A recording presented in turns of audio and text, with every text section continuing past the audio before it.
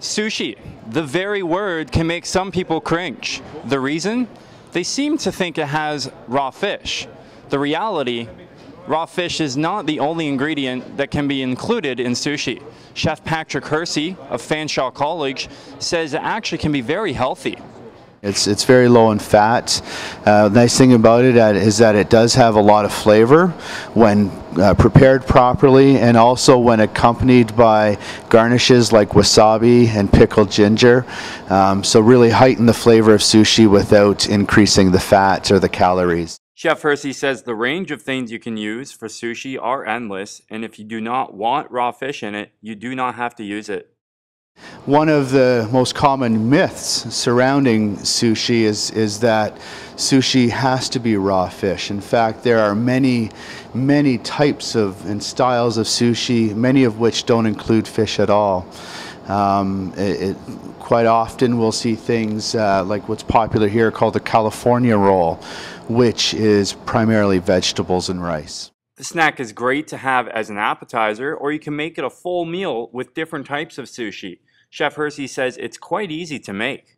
It's not difficult. The individual components, you're talking rice, maybe vegetables, fish, or other ingredients. I think where the challenge lies in sushi is being able to make it look as good as it can.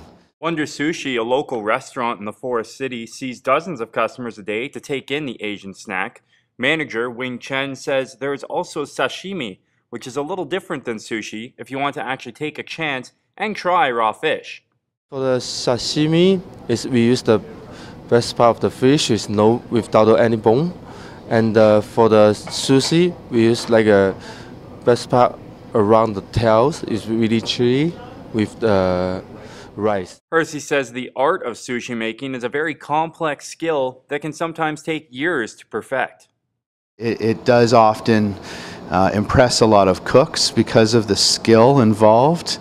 I've heard that true sushi chefs in Japan can be in school as long as 7 years. The actual truth about sushi is that the concept of it is not originally Japanese. It actually dates back to 7th century China.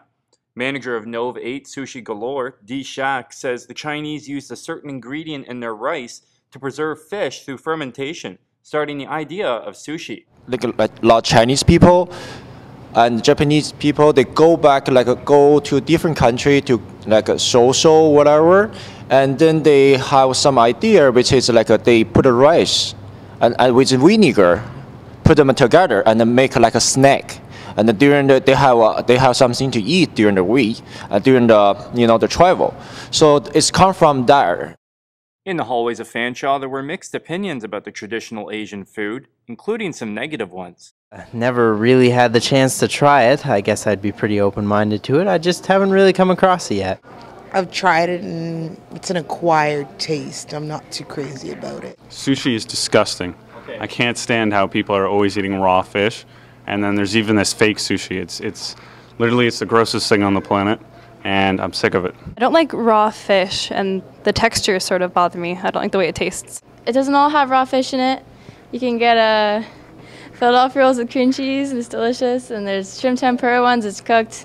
So as you see, sushi is another snack food altogether, and is not all about the raw fish. You can make it with just about any ingredient, and as you heard, it can be healthy too. So next time you walk by a sushi bar, live a little, have a taste, and you may be surprised. For Stellar News, I'm Fraser Snowden.